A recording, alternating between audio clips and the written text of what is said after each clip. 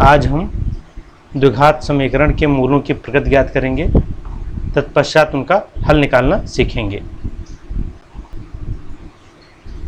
अब यहाँ हम देख रहे हैं दो द्विघात समीकरण दिए गए हैं, इनके मूलों की प्रकृति ज्ञात करना है और तत्पश्चात अगर मूलों का अस्तित्व है तो उनके हल ज्ञात करना है। तो इससे पहला समीकरण हम देख रहे हैं, पहला समीकरण है,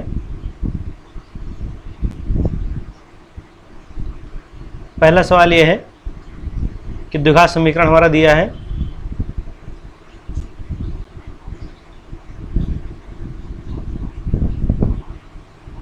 दो x square minus 3x plus 5 बराबर 0। तो इसकी तुलना हम करके सबसे पहले ए बी सी का मान निकालेंगे कि तुलना A X square plus B X plus C बराबर 0 से करने पर तुलना करेंगे तो हम देख रहे हैं यहाँ पर ए है, यहाँ पर इसका मान 2 है, तो ए बराबर हो जाएगा 2। बी की जगह पर क्या है, यहाँ पर x का गुणांक b है, यहाँ पर x का गुणांक -3 है, तो b बराबर हो गया -3 और c बराबर 5। मूलों की प्रकृति ज्ञात करने के लिए हम क्या करते हैं, विविक्त कर ज्ञात करते हैं।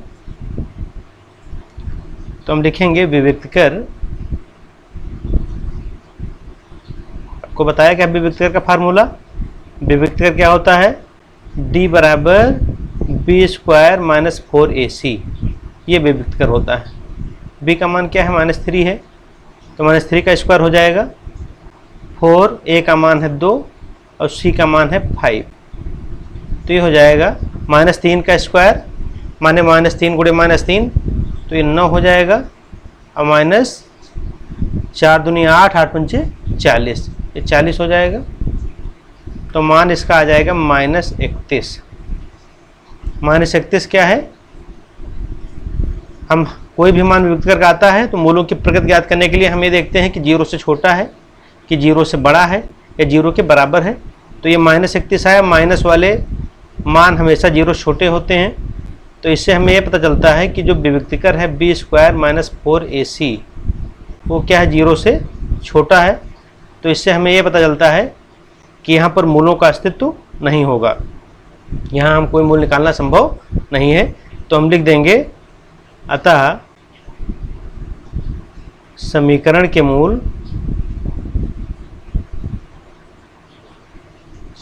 के मूल काल्पनिक हैं।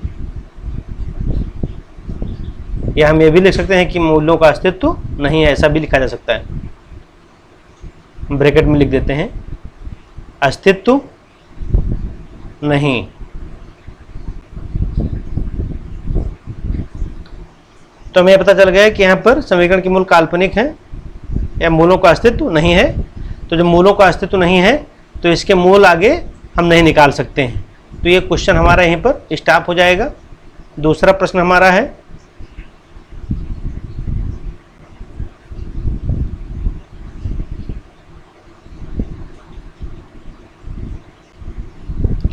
द्विघात समीकरण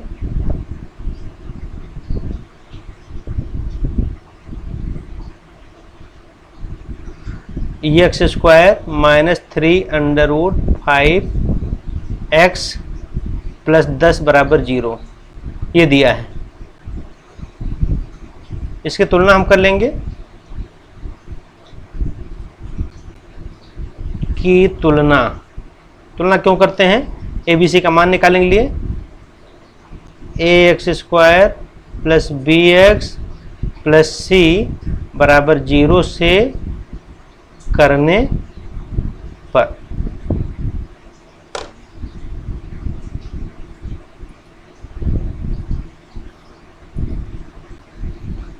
तुलना करेंगे तो a का मान, यहाँ पर a है, एक्स स्क्वायर के आगे यहाँ एक्स स्क्वायर की कोई संख्या नहीं है तो 1 मानी जाएगी, तो a बराबर हो जाएगा 1।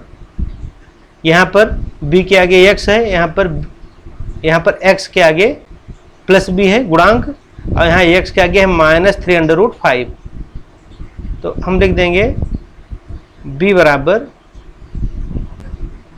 -3√5 और यहाँ पर प्लस c है और यहाँ पर है +10, तो ये अचर पद c बराबर हो गया +10। +10 लिखे या सीधे 10 लिख देंगे।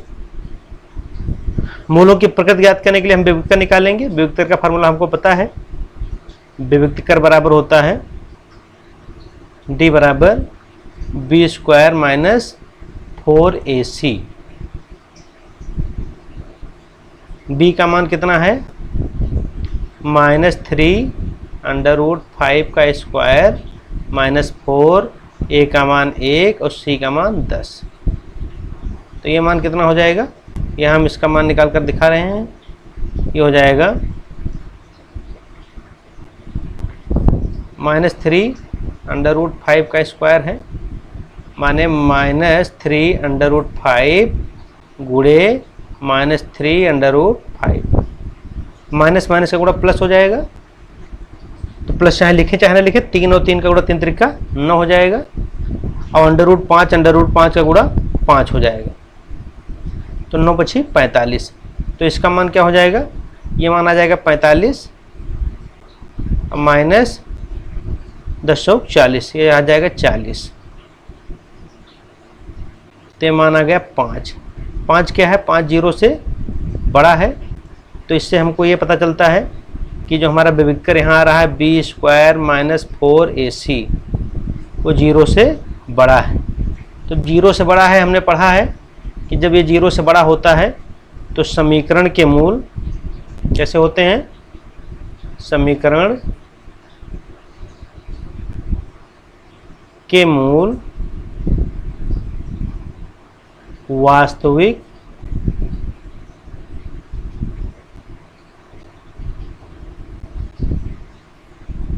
व असमान होंगे।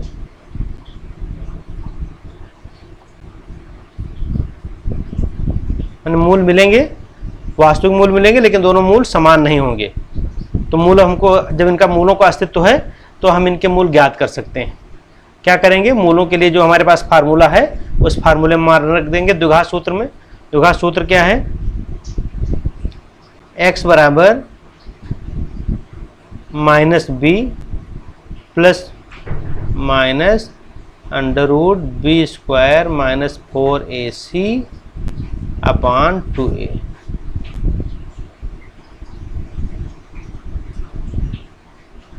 ये हो जाएगा,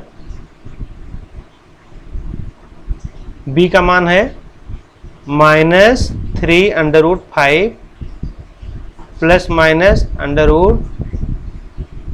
√b² - 4ac। तो इसका मान 3√5 का स्क्वायर -4, a का मान 1 और c का मान 10 बटे 2, a का मान 1। देखो यहाँ पर अगर हम चाहें तो b² - 4ac का मान हम यहाँ निकाल चुके हैं। ये देखिए b² - 4ac का मान ये कितना आया है, 5 आया है। तो ये सीधे भी हम b² - 4ac का मान 5 यहाँ रख सकते हैं इसकी जगह पर, लेकिन हमने यहाँ रख दिया है, हल करेंगे तब भी 5 आएगा। लेकिन आप लोग सरलता के लिए अगर पहले आप निकाल चुके हैं यहाँ पर तो सीधे मान यहाँ पर 5 रख सकते हैं।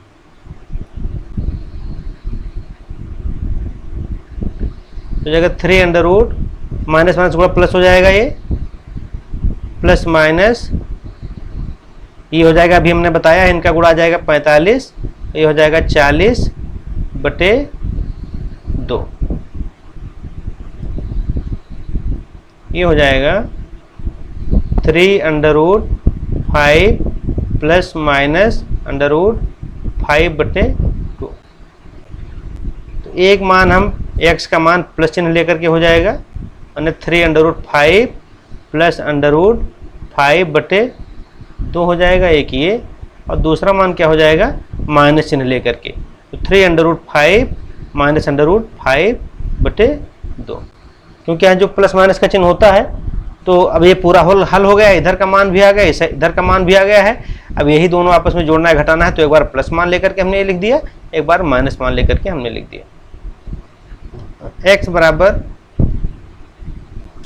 ये 3√5 और √5 माने 1√5 है, 3√5 और 1√5, तो ये दोनों जुड़ जाएंगे, हो जाएगा 4√5 बटे 2।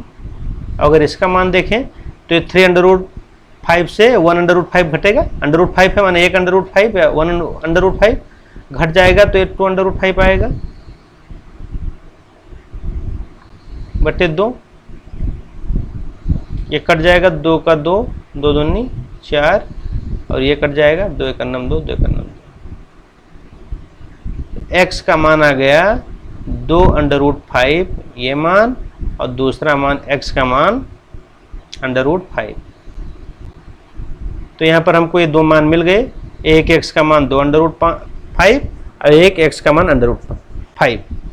इस तरह से यहाँ पर हमको ये दोनों मान इस समीकरण के हल हमको प्राप्त हो चुके हैं।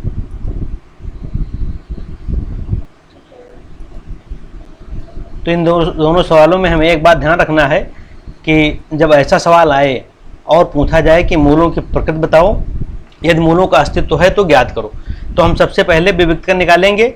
विविक्तर का मान अगर ऋणात्मक आ जाता है तो उस कंडीशन में मूलों का अस्तित्व नहीं होता है, तो हमको सवाल हल करने की आवश्यकता नहीं रहती है, वहीं पर हमारा सवाल स्टॉप हो जाता है। लेकिन अगर b² माइनस 4ac का मान या विविक्तर का मान 0 आता है या 0 से बड़ा आता है, जैसे इस कंडीशन में ये 0 से बड़ा आया है, 5 आया है, 0 से बड़ा आया है, अगर ये इसका मान 0 भी आ जाता तो भी इसके मूल होते हैं।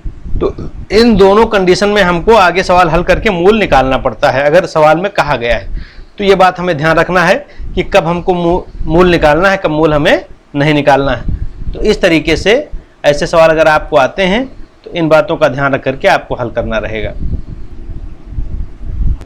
यहाँ पर कुछ प्रश्न दिए गए हैं, आपको पहले मूलों की प्रकृति पता करना है। अगर मूलों का अस्तित्व है तो मूल ज्ञात करना है, अगर मूलों का अस्तित्व नहीं तो वही प्रश्न हमको छोड़ देना है। तो 5 क्वेश्चन दिए गए हैं, ये 5 क्वेश्चन हैं।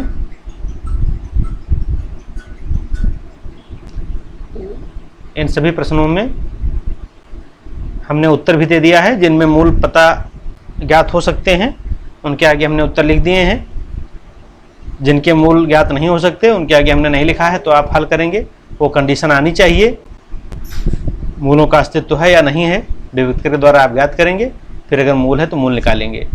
तो क्वेश्चन आपको ये हल करना, जैसे हमने इसके पहले 2 सवाल बताए हैं उसी पर आधारित सवाल हैं। धन्यवाद।